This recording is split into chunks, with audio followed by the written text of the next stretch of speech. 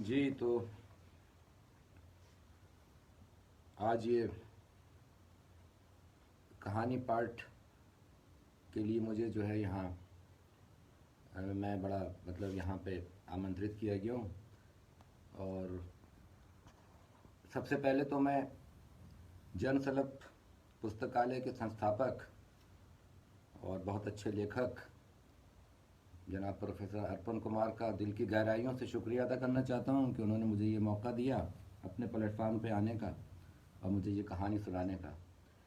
اس کہانی کا جو شیرشک ہے وہ ہے آخری دعوت، اور یہ اس کو آپ ریلیٹ بھی کر سکتے ہیں کہ لاسٹ سپر جو تھا اس سے بھی آپ اس کو تھوڑا سا ریلیٹ کر سکتے ہیں. اور یہ جو کہانی ہے میری، یہ بنیادی طور پہ میں اردو کا رائٹر ہوں، اور یہ کہانی یہاں ہندی میں کئی جگہ چھپی ہے، لیکن فی الحال یہ کہانی کچھ ماڈیفائڈ ورژن کے ساتھ ادین واجپئی جی نے اپنے جو ان کی پتریکا ہے سماس، اس میں چھاپی ہے، اور اسی نام سے کہانیوں کا ایک سنکلن بھی آ رہا ہے. اس کہانی کا کئی زبانوں میں ٹرانسلیشن ہوا ہے، بنگلہ میں ہوا ہے، ملیالم میں ہوا ہے، اور یہ جو کہانی ہے یہ امریکہ کی پرسٹن یونیورسٹی کے اندر یہ ساؤتھ ایشین لٹریچر کا جو کورس ہے وہاں بھی پڑھائی جاتی ہے. تو بڑی محبت ارپن صاحب کی کہ انہوں نے مجھ سے کہا کہ آج یہ کہانی آپ پڑھ کر سنائیے. تو یہ جو کہانی ہے یہ تھوڑی لمبی ہے، اور آپ لوگوں کی خدمت میں حاضر ہوں میں، اور کہانی پارٹ شروع کر رہا ہوں. کہانی کا نام ہے آخری دعوت، اور اس کا ٹرانسلیشن جو ہے وہ پروفیسر رضوان الحق نے کیا ہے، جو کہ بھوپال میں NCERT میں اسسٹنٹ پروفیسر ہیں اور آج کل دلی میں. کہانی شروع ہونے سے پہلے اس میں ایک کویتا کی کچھ پنکتیاں ہیں جو کہ یہودا عمیخائی کی کویتا ہے کہ میں جو پہاڑیوں سے لاشیں اتار کر لایا ہوں، تمہیں بتا سکتا ہوں کہ دنیا رحم سے خالی ہے، اور سنو کہ اگر خدا ہی رحم سے خالی ہے تو دنیا میں بھی رحم نہیں ہو سکتا. سب سے پہلے تو مجھے یہ اجازت دیں کہ میں آپ کو بتا سکوں کہ اس کہانی کے تمام کردار اور گھٹنائیں کالپنک ہیں، اور اگر دنیا میں موجود کسی کردار یا ہونے والی کسی گھٹنا سے ان کی کسی بھی قسم کی سمانتا ثابت ہوتی ہے تو اس کے لیے کم سے کم میں ذمہ دار نہیں ہوں. مگر مجھے ایک مکھوٹا چاہیے سچ بولنے کے لیے، اور اس طرح سے یہ کہانی میرے یا پھر آپ کے نیتک جیون میں داخل ہو جاتی ہے. لیکن میں آپ سے یہ کہہ دوں کہ کہانی کی سچائی کسی عدالت میں نہیں، زبان کی اندرونی دنیا میں اپنی شرطوں پر ہی حلف اٹھا سکتی ہے.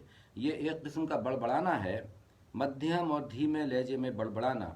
دوسری بات یہ کہ میرے اندر اتنا نیتک ساہس تو کبھی نہیں رہا کہ میں کسی صورتحال یا کسی شخص کے اوپر کوئی وینگ کر سکوں.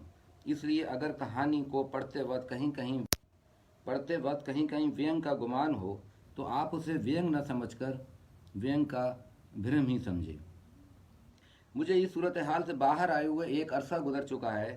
اب یہ صورتحال کی یاد بھی نہیں رہی بلکہ اس یاد کی یاد ہے، بارش میں بھیگتے ایک فلمی پوسٹر کی طرح. اس طرح سے کہ اب اس صورتحال اور اس کے نین نقش اور بھنگیمائیں بہت کوشش کرنے پر ہی نظر آ سکتی ہیں، بلکہ یوں کہنا چاہیے کہ ان کے بارے میں اب صرف اندازہ لگایا جا سکتا ہے. حالانکہ اس صورتحال کے بعد جو کچھ ہوا اس کی ایک ایک تفصیل میری آنکھوں کے سامنے ہے، ایک جمے ہوئے منظر کی طرح، مردہ اور خاموش منظر.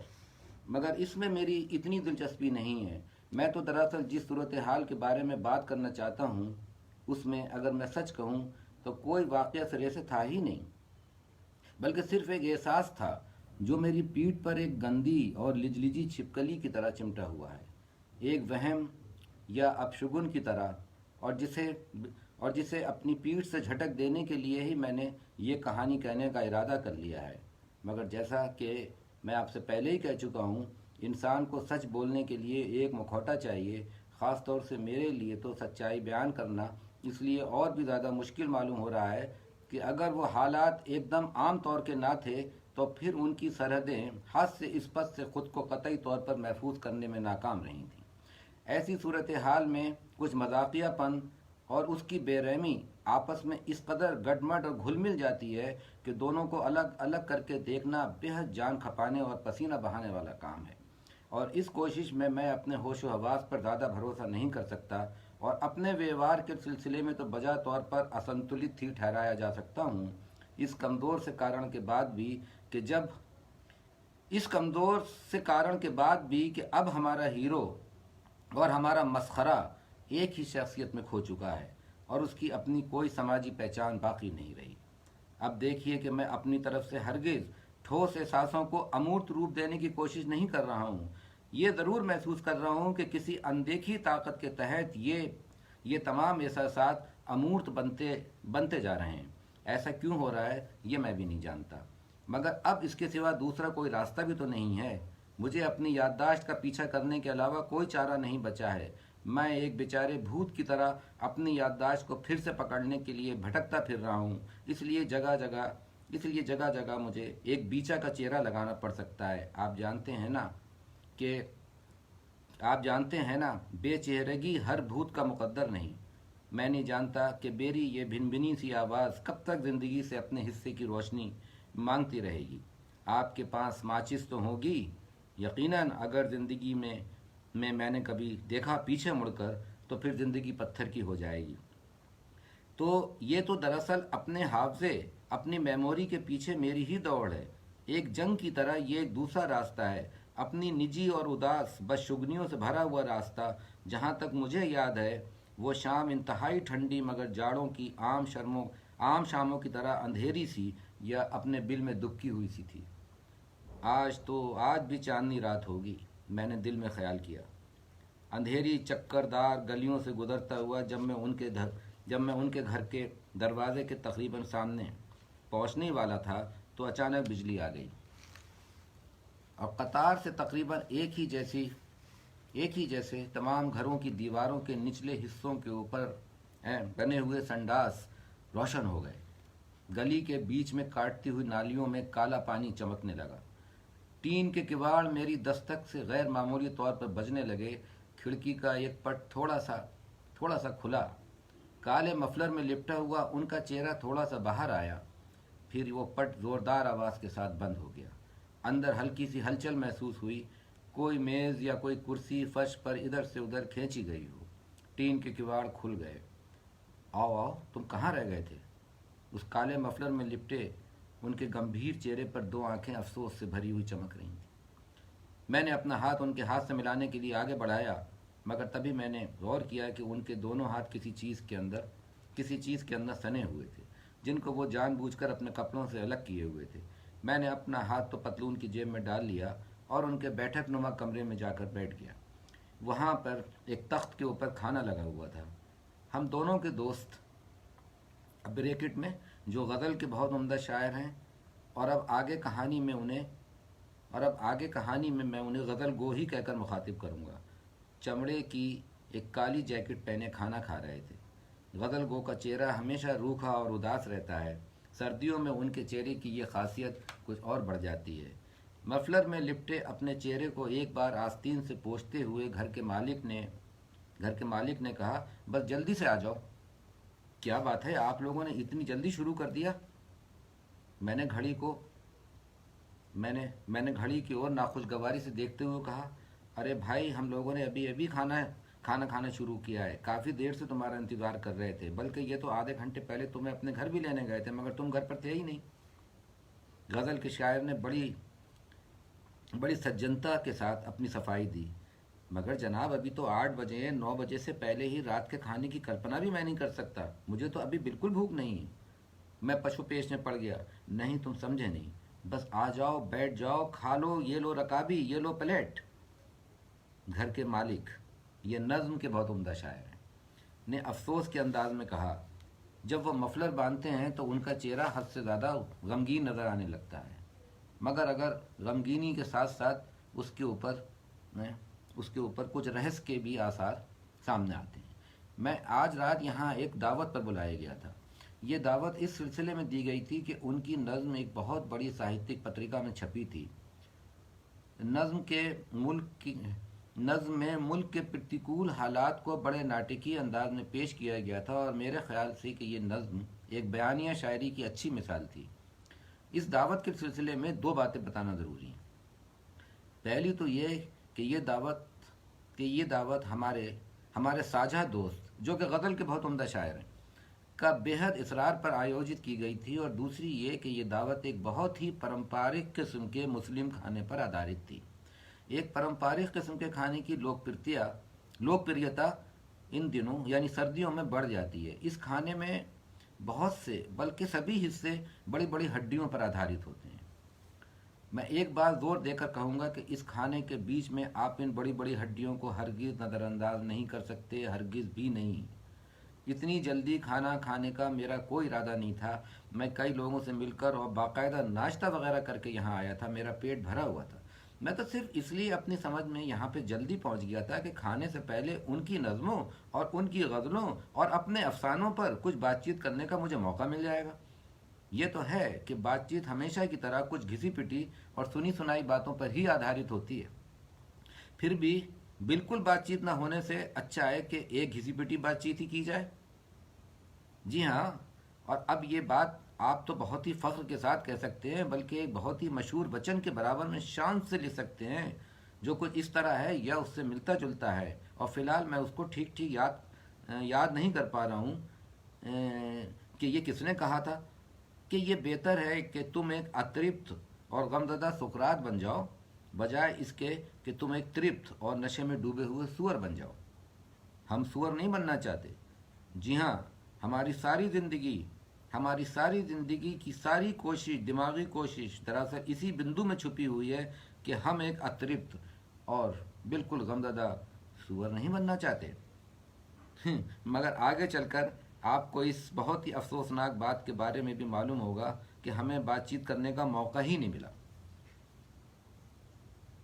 مگر یہ اس بات چیت کا جوش ہی تھا جو میں بہت تیز چلتا ہوا ان اندھیری چکردار گلیوں سے گزرتا ہوا یہاں تک پہنچا تھا۔ جب میں تیز چلتا ہوں تو میرے کندھے اپنے آپ جھک جاتے ہیں۔ مگر آپ خود سمجھ سکتے ہیں کہ مجھے کتنا برا لگا ہوگا کہ جب میں ان کے بیٹھک نما اس کمرے میں داخل ہوا تو گھر کے مالک اور غزل کے شاعر دونوں باقاعدہ کھانا کھا رہے تھے، بلکہ یہ کہ کھانا اپنا کھا ہی چکے تھے۔ میں کچھ کشمکش میں پڑتا ہوا بیٹھ گیا، تخت پر بیٹھ گیا۔ جوتے اتارو اور سنبھل کر بیٹھ جاؤ، یہ لو رکابی، گھر کے مالک نے اپنائیت سے بھرے ہوئے لہجے میں کہا۔ میں نے جب جوتے اتارے تو ایک ناگوار بو کمرے کے اندر پھیل گئی۔ اصل میں سردیوں میں میرے پیر بہت پسیجتے ہیں۔ دراصل بات یہ ہے کہ وہ رہسمئی لہجے میں میرے کان کے پاس اپنا منہ لائے کہ ان کی حالت آج شام 5 بجے سے بہت زیادہ خراب ہے۔ تم میرا مطلب سمجھ رہے ہو نا؟ ارے کسی وقت بھی کچھ بھی ہو سکتا ہے۔ اچھا، میں احمقانہ بیوقوفی بھرے انداز کے اندر بولا، حالانکہ ان کے لیے یا اس بات کے لیے تو یہ میرا سب سے زیادہ گمبھیر انداز تھا۔ ہاں، انہوں نے سر ہلایا اور مفلر میں لپٹے ان کے چہرے کی غمگینی کچھ اور بڑھ گئی۔ اس لیے ہم نے دیر نہیں کی۔ غزل گو نے کھانا ختم کر کے پانی کا کٹورا ہونٹوں سے لگا لیا، اور کٹورا تانبے کا تھا۔ وہ ہمیشہ تانبے کے کٹورے میں ہی پانی پیتے ہیں، اس سے ان کے خون کا دباؤ ٹھیک رہتا ہے۔ بس شروع کرو، لو ٹھیک سے نکالو، اب دیر مت کرو۔ وہ کبھی بھی، میرا مطلب ہے وہ کوئی پل بھی جا سکتا ہے کہ وہ مر سکتی ہیں۔ اس سے پہلے کہ وہ مر جائیں تم کھانا کھا لو۔ گھر کے مالک نے اس سفید تامچینی کا خوبصورت ڈونگا میری طرف بڑھایا۔ ڈونگا چھوٹی بڑی اور الگ الگ شکلوں والی ہڈیوں سے لبالب بھرا تھا۔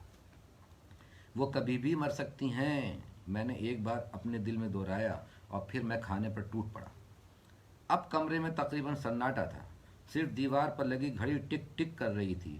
وہ دونوں تخت سے اتر کر سامنے پڑے صوفے پر بیٹھ گئے تھے، اور انہوں نے اپنے اپنے سگریٹ سلگا لیے تھے۔ میں تخت کے اوپر پالتی مار کر بیٹھ گیا۔ میری تنگ پتلون کمر اور پیٹ پر پھنس رہی تھی۔ ادھر کچھ ماہ سے کچھ مہینوں سے میرا پیٹ کافی آگے نکل آیا ہے، تھون نکل آئی ہے۔ میں بے تحاشا کھائے جا رہا تھا، اور یقیناً یہ ایک حیرت انگیز بات تھی، ایک نہ سمجھ میں آنے والی بات۔ ان کی زبان سے یہ جملہ سنتے ہی کہ وہ کبھی بھی مر سکتی ہیں، میرے اندر نہ جانے کہاں کی اور کب کی سوئی ہوئی بھوک جاگ اٹھی۔ میں دنیا کی شروعات سے بھوکا تھا۔ حالانکہ بھوکے انسان کے من میں چھپے ہوئے ایک جانور کی ضرورت بلکہ اچھا تھی، مگر شاید اس وقت میرے کندھوں کے اوپر ایک ساموہک بھوک سوار تھی۔ میں اپنے لیے نہیں، انجانی بھوک کے پھندے میں پھنسی انسانی نسل سے پہلے پیدا ہونے والی تمام چھپکلیوں کے لیے کھا رہا تھا۔ میں وکاس کی یاترا میں اجنبی راستے پر ایک خود سے اگنے والے جنگلی پودے کی طرح اگے ہوئے انسانی جبڑے کا بڑا قرض ادا کر رہا تھا۔ وہ ایک اکیلا جبڑا جس نے چبانا سیکھا تھا اور کایا کلپ ہوتی ہوئی، پھوٹتی ہوئی، لتھڑتی ہوئی زندگی کا اتارا گیا ایک ایک چھلکا میرے اوپر بھوت کی طرح سوار تھا۔ لیکن یہ سب تو میں اب سوچ اور بتا سکتا ہوں، اس وقت تو میں صرف کھا رہا تھا پاگلوں کی طرح، بغیر کسی جذبے کے، نہ سکھ نہ دکھ نہ گھبراہٹ نہ پریشانی۔ یہ بھی ہو سکتا ہے کہ میں ایک پرکار سے بھوت کے سائے سے گھرا ہوا تھا۔ اس سے پہلے کہ وہ مر جائیں تم کھانا کھا لو۔ میرے جسم میں اپنے ننگے پن کو سمیٹتی ہوئی بے شرم زندگی لالچ بھرے لہجے میں بولی۔ میں کھائے جاتا تھا، میرے منہ میں ہڈیاں چوستے وقت سسکاریاں نکلتی، تھوک کے جھاگ اڑتے، شوربے میں انگلیوں کے پور اور ناخون سب ڈوب جاتے تھے اور پیلے پیلے ہو جاتے تھے۔ میرے کپڑوں کے اوپر سالن گرنے لگا، سامنے رکھی روٹیاں آہستہ آہستہ کم ہونے لگیں، تام چینی کا ڈونگا خالی ہونے لگا، تخت پر بچھی سفید چادر گندی ہونے لگی۔ دراصل مجھے اپنے منہ اور حلق میں ان چلتے ہوئے نوالوں اور کسی کی دم توڑتی ہوئی سانسوں کے بیچ میں ایک خاص رفتار کو برقرار رکھنا تھا۔ دراصل مجھے اپنے منہ اور اپنے حلق میں چلتے ہوئے نوالوں اور کسی کی دم توڑتی ہوئی سانسوں کے بیچ ایک خاص رفتار کو برقرار رکھنا تھا۔ میں ایک دوڑ لگا رہا تھا، ایک لمبی، نجی مگر بے حد خود غرض دوڑ۔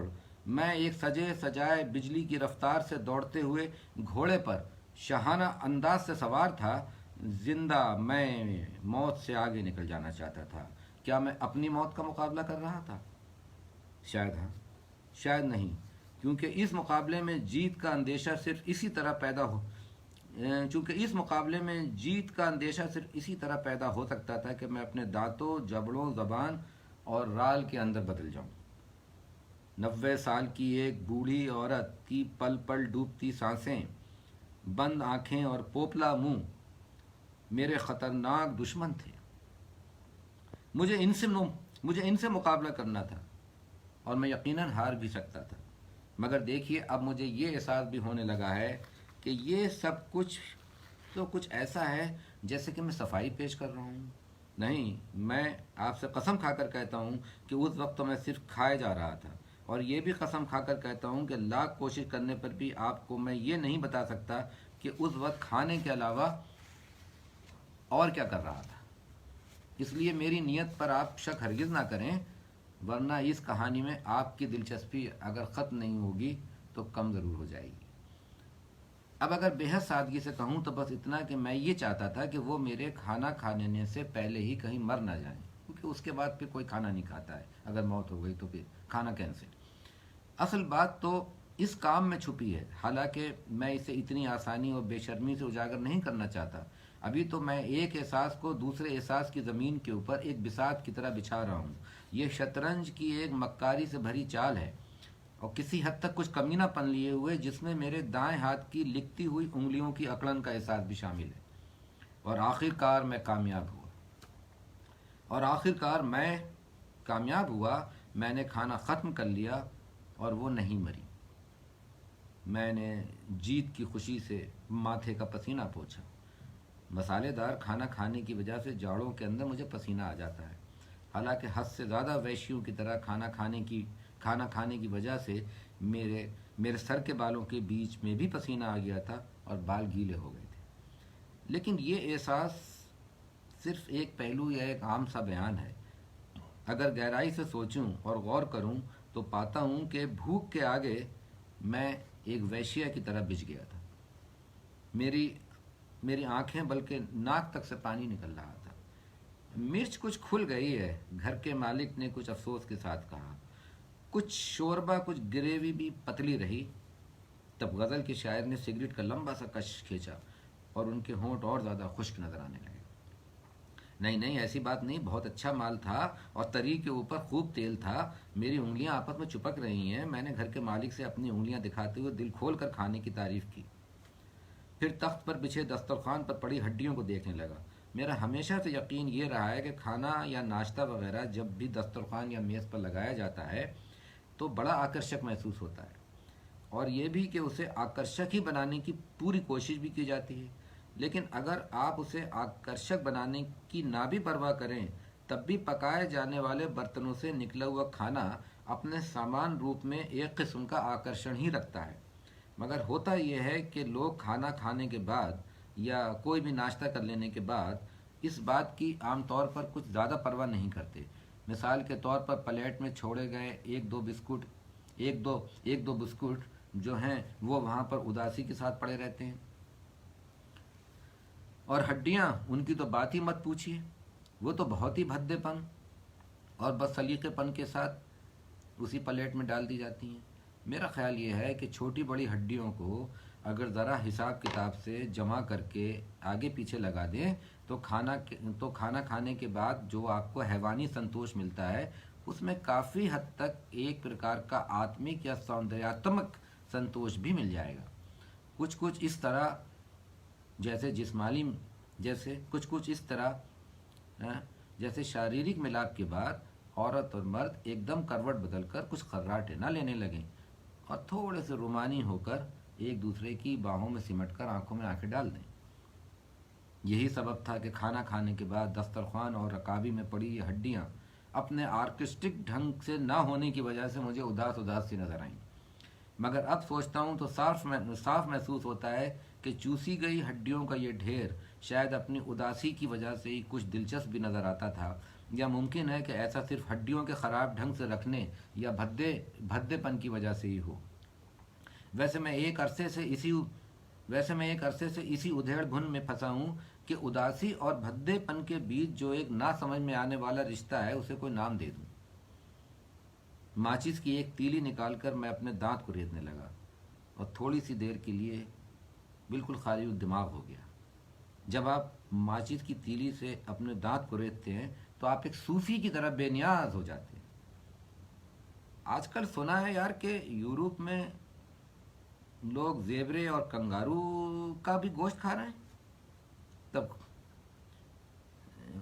وہ اصل میں بکروں کے اندر وہاں منہ اور پیروں کی بیماری پھیل گئی ہے نا۔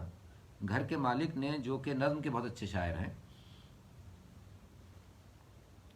تقریباً کپکپاتی ہوئی آواز اس جانکاری کی تمام فالتو ماترا کو کمرے کے ایک کونے سے دوسرے کونے تک رگڑنے لگی۔ کنگارو کا گوشت آخر کیسا ہوتا ہوگا؟ میں نے ماچس کی تیلی پھینکتے ہوئے کہا۔ میرا خیال ہے کہ کچھ کھٹا کھٹا سا ہوگا۔ ضروری نہیں، مگر ریشے بہت ہوتے ہوں گے۔ غزل کے شاعر نے اپنی کالی چمڑے کی جیکٹ پر ہاتھ پھیرا۔ ریشوں والا گوشت مجھ سے کھایا نہیں جاتا۔ اس کی وجہ میری داڑھ میں لگا ہوا کیڑا ہے۔ کیڑے نے نہ جانے کیا کیا چاٹ ڈالا ہے، وہاں جو چیز بھی پھنس جائے تو سڑنے لگتی ہے۔ اس کے بعد گال کا نچلا حصہ سوجنے لگتا ہے، حلق کی چھپی ہوئی گلٹیاں باہر ابھر آتی ہیں، دانت میں ٹیس اٹھتی ہے۔ مگر اس بیماری کی وجہ سے مجھے اپنی داڑھ کو ہمیشہ زبان سے کریدتے اور ٹھیلتے رہنے کی عادت پڑ گئی ہے، اور جب میں ایسا کرتا ہوں تو نرم ملائم اجنبی گوشت کو نہال کر دینے والا ذائقہ ملتا ہے۔ جن کی داڑھیں نہیں گلتیں وہ اس رہسمئی اندھے ذائقے کو کبھی محسوس نہیں کر سکتے۔ ابھی انسان کے اندر کتنا گوشت، کتنی ہڈیاں اور کتنی جھلیاں ایسی ہیں کہ زبان کی پہنچ وہاں پر ابھی نہیں ہو پائے گی۔ میں نے چاہا کہ کچھ تارکک سوچ والوں کے بھاشئی وچاروں کو بلند آواز میں بیان کرنے لگوں، مگر اس کے بجائے میں نے ہلتی داڑھ کے پیچھے چھپے گوشت کے اس ذائقے کو محسوس کرنے کے بارے میں ہی زیادہ سوچا۔ اچھا صاحب، یہ لوگ تو سب کچھ کھا لیتے ہیں، بس باتیں ہی باتیں کرتے ہیں۔ گھر کے مالک نے کہا۔ کون لوگ؟ تو غزل کے شاعر نے پوچھا۔ پھر فوراً ہی سمجھ گئے۔ ارے یہ لوگ ایسے نہیں کھا سکتے۔ میں نے بکھری ہوئی ہڈیوں کی طرف اشارہ کیا۔ ارے یہ نہیں کھا سکتے؟ کیوں نہیں کھا سکتے؟ ارے ان لوگوں کا سانسکرتک سواد تو کبھی پوری طرح سے وکست ہی نہیں ہو سکا۔ میرا مطلب ہے یوں تو یہ لوگ جانے کیا کیا الا بلا کھاتے رہتے ہیں، گھاس پھوس سے لے کر طرح طرح کے کیڑے مکوڑے، مگر وہ جو ایک استر ہوتا ہے نا سواد کا، بلند، اعلیٰ، نفیس، اس کے لیے ان کی زبان میں کبھی بھی کوئی ٹیسٹ کے خلیے پیدا ہی نہ ہو سکے۔ یہ سب ان کی تہذیب کے وکاس کے اچانک ٹھہر جانے کے کارن ہوا۔ اور صاحب، کھانا کھانے کا کوئی بھی سمبند آتما سے نہیں ہوتا۔ آپ کسی بھی قسم کا گوشت کھا کر آپ کسی بھی قسم کے سادھو، سنت، صوفی، رشی منی ہو سکتے ہیں۔ مجھے معاف کیجئے کہ اگر میں اس درش اور بات چیت کو ہو بہو آپ تک نہیں پہنچا پا رہا ہوں۔ شاید یہ سب انہوں نے بالکل اسی طرح نہیں کہا تھا۔ آپ یہ بھی سوچتے ہوں گے کہ شاید میں اس موت کو بھول گیا کہ جسے میں نے کھانا کھا کر جیت لیا تھا، مگر نہیں، جیسا کہ میں اس سے پہلے کہہ چکا ہوں کہ فی الحال میں ایک احساس کو دوسری احساس کے اوپر ایک شطرنج کی بساط کی طرح بچھا رہا ہوں، اور میرا یہ عیارانہ کھیل ابھی بھی جاری ہے۔ مگر آپ مجھ سے قسم لے لیجئے کہ میں کہیں بھی امورت یا پھر امورت پن کے اندر نہیں جا رہا ہوں، اور روپک، اس سے تو میں بالکل ہی توبہ کر چکا ہوں کہ وہ تو کہانی کے خوبصورت باغ کے اندر آیا ہوا جنگلی سور ہوتا ہے۔ اس کمبخت جانور کا نام جانے کیوں آج مجھے بار بار لینا پڑ رہا ہے۔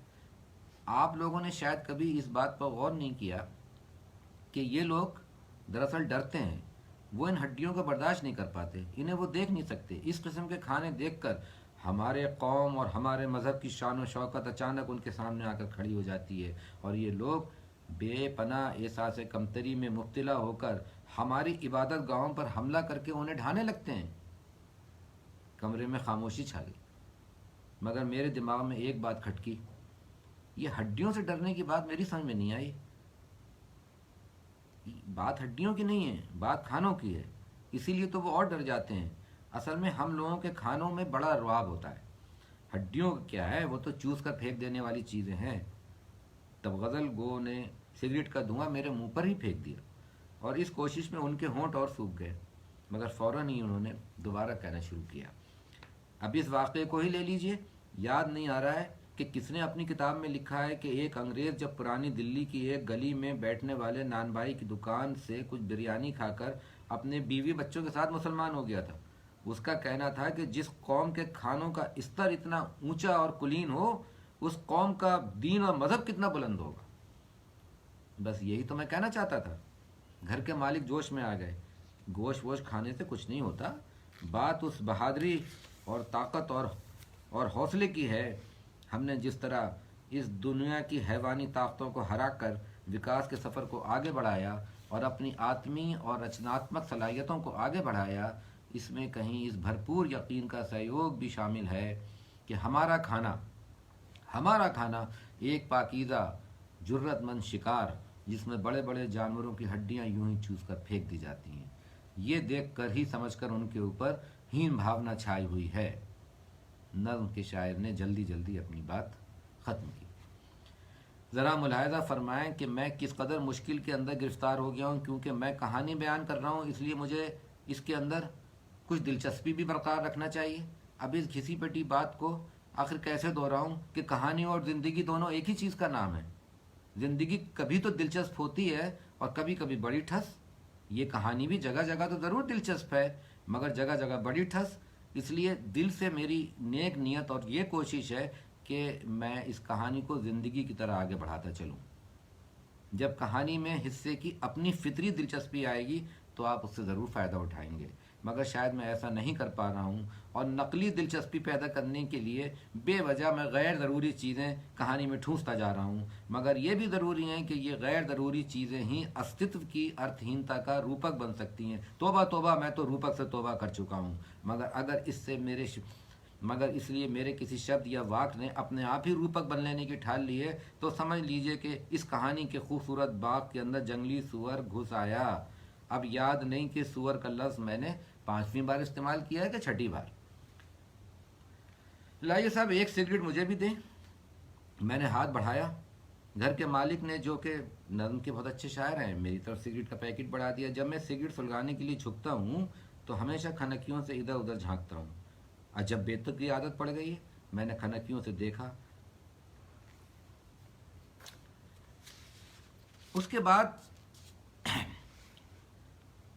یہ میری کمینگی ہی تھی کہ وہ چپ کے ایسی باتیں کرتے رہے جو میں سن نہیں پایا، چونکہ میں ان سے कुछ उम्र में छोटा था, शायद तो मेरा लिहाज करते थे। मैं शर्मा शर्मा कर झेपती हुई मुस्कुराहट के साथ अपने जूतों को देखने लगा, जो कि तख्त के नीचे थके थके से पड़े थे। हालांकि अगर मैं अपनी पर इतर आता तो इसी विषय के ऊपर उन दोनों की ज़बान भी बंद कर सकता था, मगर मैंने मक्कारी से काम लिया। इस किस्म की मक्कारियों के लिए मेरे पास मेरा कोई जवाब नहीं है। मैं तो बेहद सम्मान के साथ झेंपा झेंपा सा मुस्कुरा रहा था और अपने जूते देखे जा रहा था।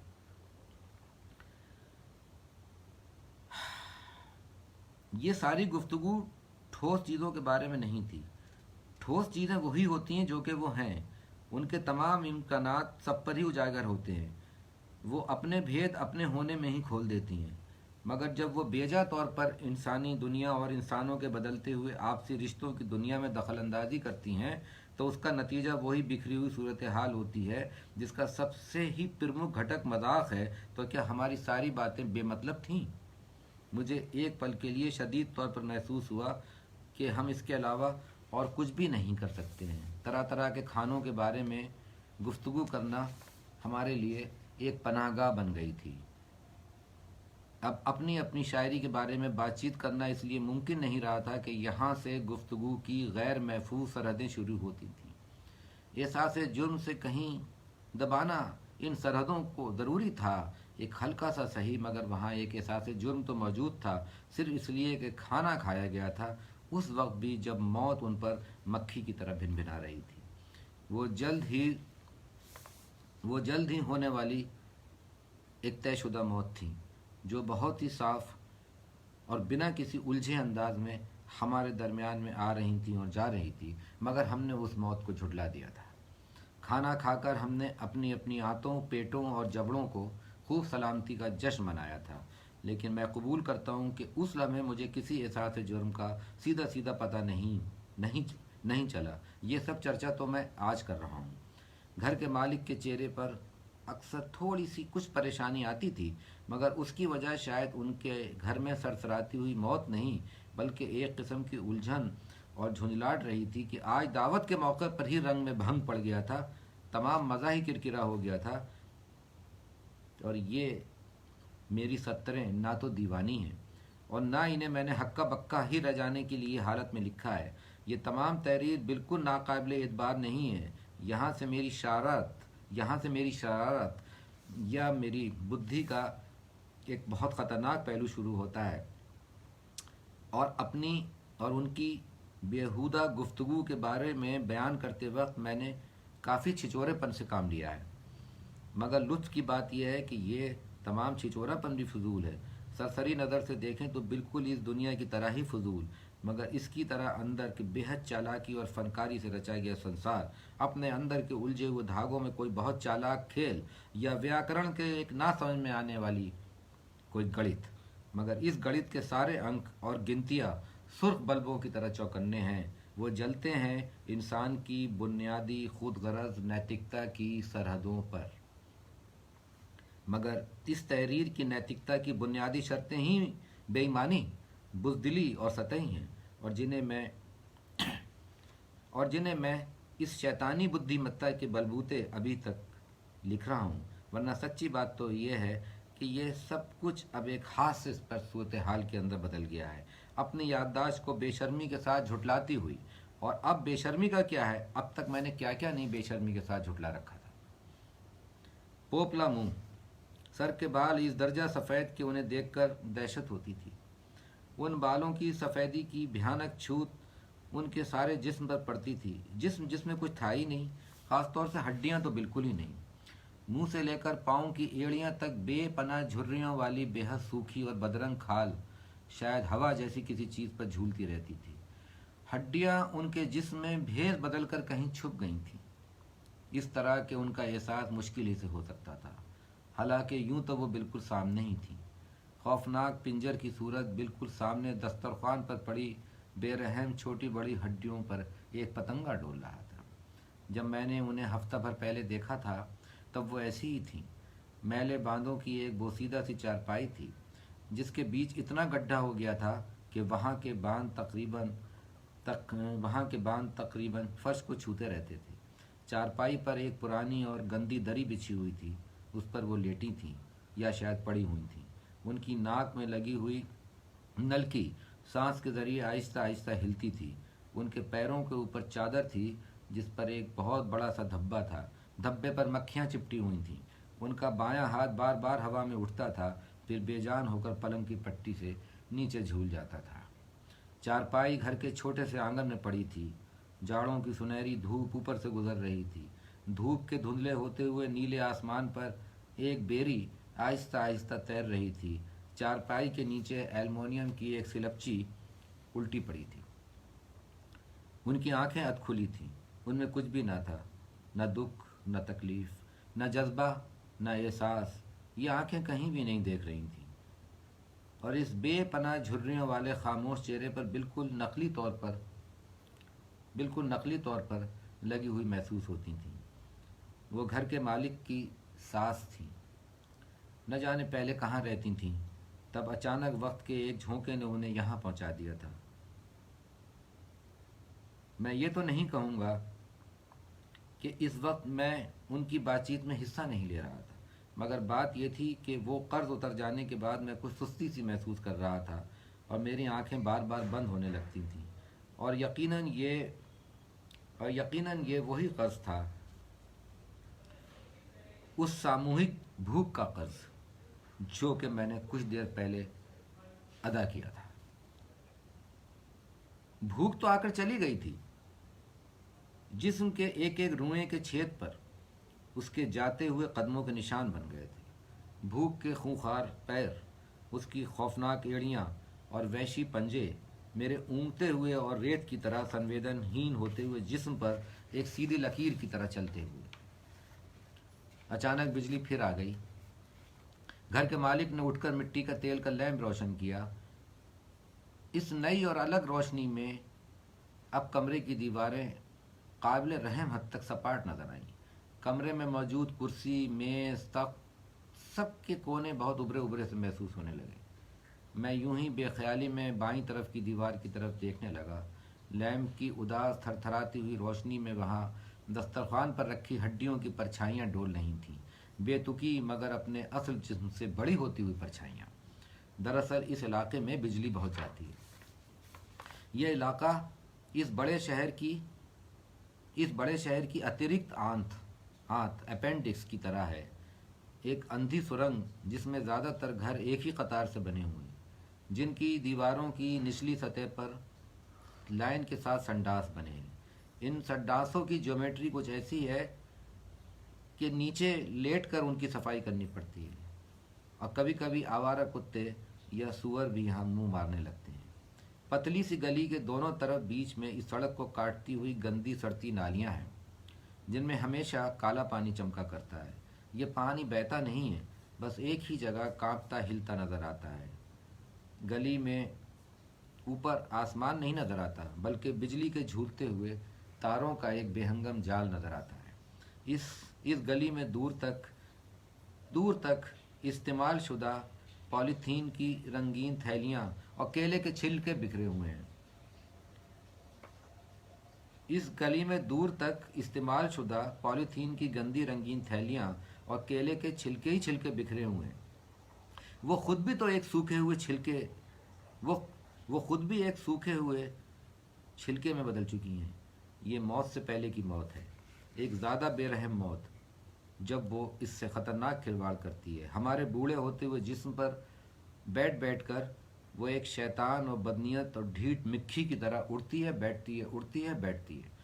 इस इलाके के बारे में मैंने जो बयान किया उसका कोई समाजी पहलू नहीं है और मैं पहले भी कई बार आपसे ये आगाह कर दूं, हालांकि आगाह लफ्ज़ से अभिमान की बू आती है, इसलिए मुझे माफ़ करें कि मैं किसी भी किस्म की तमसील या प्रतीक का इस्तेमाल हरगिज़ नहीं करूँगा। और रूपक के बारे में तो आप बिल्कुल ही जान गए होंगे कि मेरा इसके बारे में क्या ख्याल है, मगर चंद व्याख्याएँ तो ज़रूरी हैं, बेहद ज़रूरी। देखिए, ये बहरहाल एक कहानी है। आजकल लोग बाग कुछ कहानी में कहानीपन इस तरह तलाश करने लगे हैं जैसे औरत में औरतपन की तलाश या उसकी आरजू की जाती है, मगर क्या इसे कभी भी औरत के अंदर छुपे हुए अंतर में भी औरतपन गायब रहता है? इसके लिए आपको माफ़ी करना पड़ेगा। इस कहानी में भी कहानीपन पता नहीं होगा कि नहीं, इसके आख्यान के उलझे हुए धागों और पाठ के अंतर पाठ में आपसी रिश्ते में टकराव है, और अगर कहीं वो होगा तो ज़रूर, वरना कहानी को आपको माफ़ी करना पड़ेगा, बिल्कुल इसी तरह जैसे आप अपनी औरत को माफ़ कर देते हैं। जहाँ तक मेरा सवाल है, आपकी क्या मजाल कि आप मुझे माफ़ करें?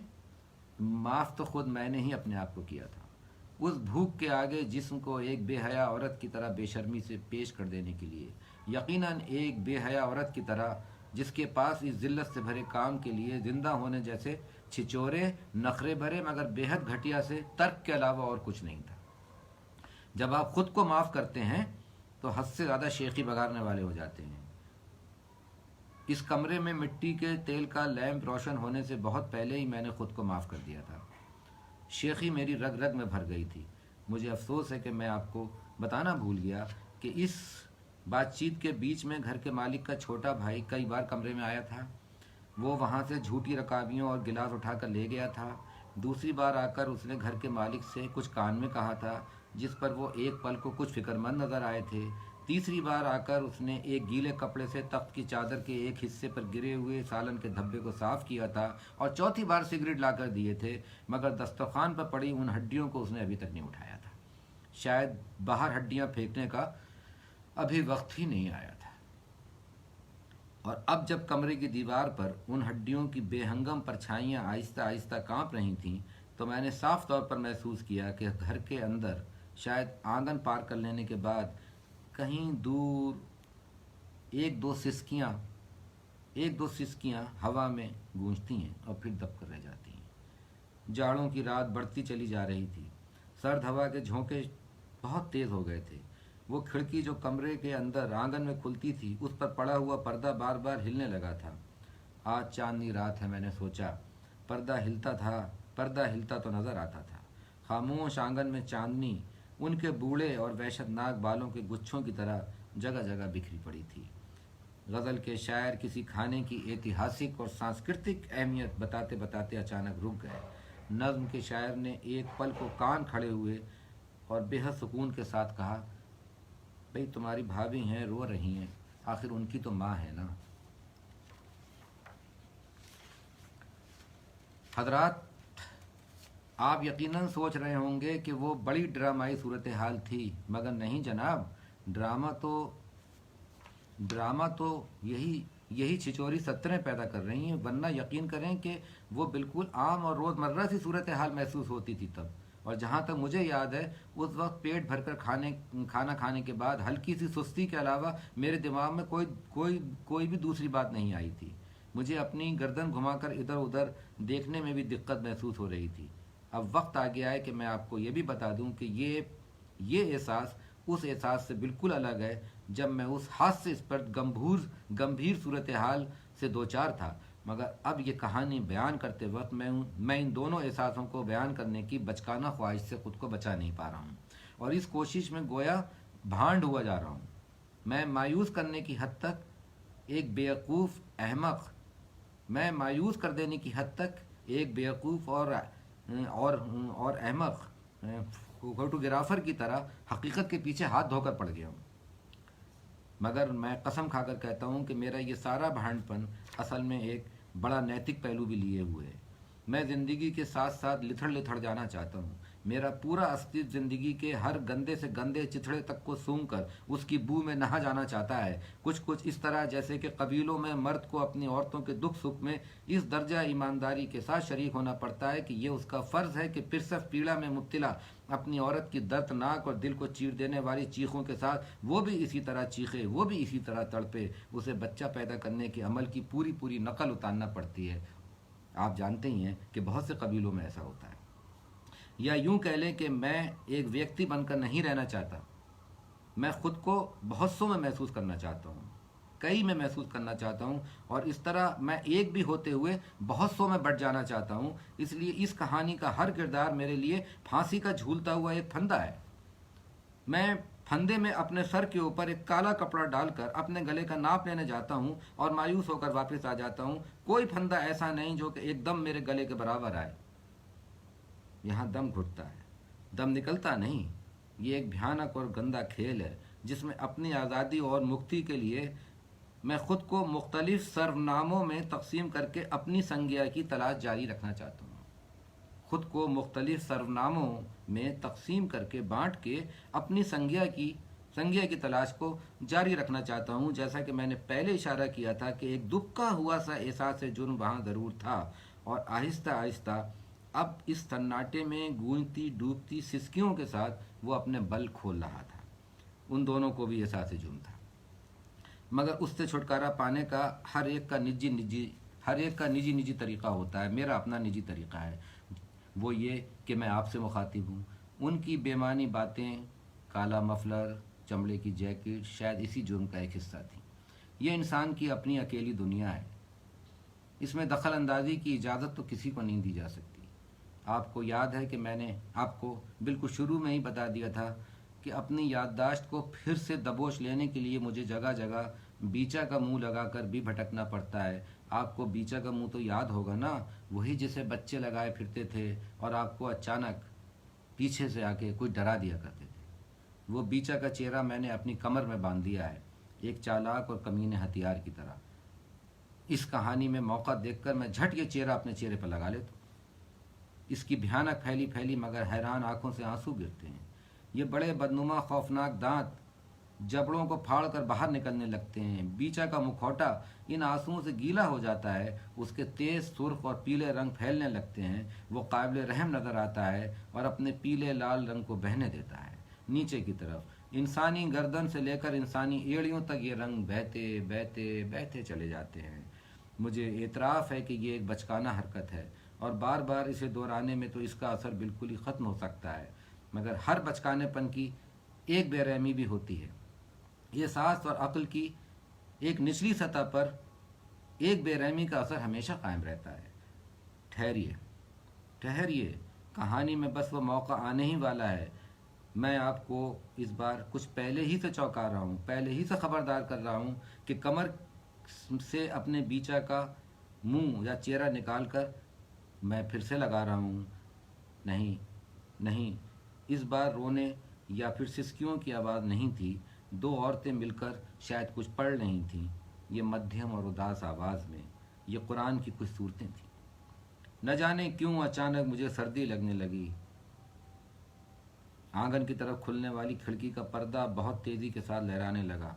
رات بڑھتی جانے کے ساتھ ساتھ ہوائیں بھی بڑھتی جاتی تھیں۔ کمرے میں روشن مٹی کا تیل کا لیمپ بھڑکنے لگا۔ گھر کے مالک نے اٹھ کر اس کی لو کم کر دی۔ کمرہ کچھ اور دھندلا ہو گیا۔ وہ دونوں ایک لمحے کو نہ جانے کیوں خاموش ہوئے۔ ایسا لگتا تھا جیسے اپنی اپنی جگہ دونوں ہی کہیں کھو گئے تھے۔ شاید وہ کچھ یاد کرنے کی کوشش کر رہے تھے۔ اندر سے پڑھنے کی آوازیں پھر سے ابھریں۔ کمرے میں سناٹا کچھ اور پھیلا۔ یاسین شریف پڑھی جا رہی تھی۔ ایک عورت نے بہت دھیمی آواز میں کہا، ہاں یاسین شریف ہی ہے، جو مرتیو کی تکلیف کو کچھ کم کر دیتی ہے اگر اسے پڑھ کر دم کیا جائے۔ میں جھوٹ نہیں بولوں گا، اس وقت مجھے کچھ خوف، کچھ ڈر محسوس ہوا۔ میری ریڑھ کی ہڈی میں سوئیاں چبھنے لگیں۔ میں جانتا ہوں کہ یاسین شریف جان نکلتے وقت کی حالت میں ہی پڑھ کر سنائی جاتی ہے۔ اس کے پڑھنے اور سننے سے جان نکلنے میں زیادہ تکلیف نہیں ہوتی۔ آتما بڑی آسانی کے ساتھ، روح بڑی آسانی کے ساتھ جسم سے نکل کر اڑ جاتی ہے۔ مگر ایسا نہیں ہے کہ صرف مرتے ہوئے انسان کی تکلیف کو کم کرنے کی غرض سے ہی یہ صورت پڑھی جاتی ہو، بلکہ یہ صورت تو ہر شخص کو پڑھنا اور سننا چاہیے، خاص طور سے جب اس کے پٹھے اور ہوش اچھی طرح کام کر رہے ہوں۔ کون سن رہا تھا؟ یاسین شریف تو یہ لوگ کل سے ہی پڑھ رہی ہیں، مگر گھر کے مالک نے اپنا واک ادھورا چھوڑا۔ کون سن رہا تھا؟ انا جعلنا فی اناکلم۔ دونوں عورتوں کی آوازیں تقریباً غیر جذباتی ہوتے ہوئے بھی کانپ رہی تھیں، یا مجھے کانپتی ہوئی محسوس ہوئی۔ دسترخوان پر پڑی جھوٹی ہڈیوں کا ڈھیر پر وہی پتنگا بار بار اڑے جا رہا تھا۔ لیمپ کی لو مدھم ہو جانے کی وجہ سے کمرے کی سفید چونے سے پوتی گئی دیوار پر ان ہڈیوں کے سائے قابل رحم حد تک دھندلے نظر آتے تھے۔ بولو کون ہے جو ہڈیوں کو زندہ کرے جب وہ بالکل ہی گل گئیں؟ تم کہہ دو انہیں کہ وہی اسے زندہ کرے گا جس نے ان کو پہلی بار بنایا۔ یہ قرآن کی صورت ہے۔ اور اب مجھے احساس ہوا کہ دھیمے لہجے میں یاسین شریف پڑھتی ہوئی ان دونوں عورتوں کی آوازوں میں سے ایک کی آواز آہستہ آہستہ رنتی جا رہی تھی۔ جاڑوں کی لمبی رات اپنے سناٹے کی طرف بڑھ رہی تھی۔ دھندلے ہوتے ہوئے اس اندھیرے کمرے میں یاسین شریف دہراتی ہوئی ان اداس آوازوں کے بیچ میں ایک سناٹا آ کر بیٹھ گیا۔ سب سے پہلے اٹھ کر جو کھڑے ہوئے وہ غزل کے شاعر تھے۔ آخری سگریٹ جوتے سے مسل کر ان کی کالے چمڑے کی جیکٹ کا کالر کھڑکی میں آنے والی ہوا سے پھڑپھڑایا۔ میں تخت سے اٹھ کر اپنے جوتے پہننے لگا اور تب میرے ساتھ گھر کے مالک بھی اپنا کالا مفلر سختی سے کانوں میں لپیٹتے ہوئے کھڑے ہو گئے۔ انہیں زکام بہت جلد ہو جاتا ہے۔ ان کی ناک اس وقت بھی سرسرا رہی تھی۔ جب میں جوتے پہن کر کھڑا ہوا تو مجھے محسوس ہوا کہ میرے جوتے آج تو بالکل ٹھیک ہیں، بالکل تنگ نہیں ہیں اور پیروں کو بھی کہیں سے نہیں کاٹ رہے۔ حالانکہ میں جب بھی زیادہ چربی والا کھانا کھا کر دیر تک بیٹھا رہتا ہوں تب میرے پیر سوج جاتے ہیں اور جوتے انہیں کاٹنے لگتے ہیں، مگر اس بار تو سب ٹھیک تھا، کوئی مسئلہ ہی نہ تھا۔ دیکھو شاید آج رات میں ہی، نظم کے شاعر نے فرش کی طرف دیکھتے ہوئے دبی دبی آواز میں کہا۔ ہاں لگتا تو نہیں، کل جمعے کا دن ہے، اچھا ہے، کل اگر ہو جائے تو پھر کل دن بھی اچھا مل جائے گا۔ غزل کے شاعر نے جواب دینے کے انداز میں کہا، ہاں کل تو جمعہ ہے نا، بہرحال جیسا بھی ہو فوراً خبر کر دینا۔ میں اپنے سنویدنشیل ہونے کا ثبوت دیتے ہوئے کچھ تسلی دینے والے انداز میں بولا تھا۔ کھڑے ہونے پر کمرے کی دیوار پر ہم تینوں کی دیو جیسی لمبی پرچھائیوں نے ہڈیوں کے اداس سائے کو پورا ڈھک لیا۔ تبھی مجھے اس ناقابل یقین بات کا احساس ہوا کہ وہ ہڈیاں جو کہ چوپاؤں کے گھٹنوں اور پنڈلیوں میں پائی جاتی ہیں اچانک ہم سب کے چہروں کے اوپر ہو گئیں، کچھ شاید میرے چہرے پر بھی، کیونکہ ہاتھ پھیر کر ان کی نوکیں اور ان کے ریشے اور ان کے ابھار میں نے صاف طور پر محسوس کیے۔ لیمپ کی دھندلی اور میلی سی روشنی میں ان دونوں کے چہرے گندے شوربے جیسے نظر آ رہے تھے۔ دانتوں کے بیچ پھنسے ہوئے گوشت کے چند ریشے اور سرسراتی ہوئی ہوا اور پیٹ میں بننے والی نرم گیس کی بدبو لیے ہوئے ایک سور کا لفظ اب میں نے آخری بار استعمال کیا ہے، ایک سور کی طرح جب میں سامنے کو گردن اٹھائے گھر سے باہر ڈولتا ہوا چلا تو میرے پیچھے ٹین کا دروازہ ہوا سے بجنے لگا۔ اچانک بجلی پھر آ گئی، نالی میں رکا ہوا کالا پانی چمکنے لگا۔ گلی کے دونوں طرف بیچ میں ایک سے قطار سے بنے مکانوں کے نیچے سنڈاس پھر سے روشن ہوئے۔ ان پر میری نگاہ جب پڑی تو میں نے ڈکار لی یا میں ڈکرایا۔ یہاں تک کہ رات تو بیت گئی تھی، اب گھر پہنچ کر سو جانا باقی تھا۔ بس اب رام گنگا کے قلعے میں ندی گرتی ہے، مایوس نالی کی طرح سست رفتار سڑتی ہوئی۔ یہ میری بھٹکن کی بند گلی ہے، اپنی یادداشت کا پیچھا کرنے کی میری آخری کوشش۔ یہ ایک قسم کی بے چہرگی ہے، ایک بھنبھناتی ہوئی ناک سے نکلتی آواز کے علاوہ اب میرے پاس کچھ نہیں۔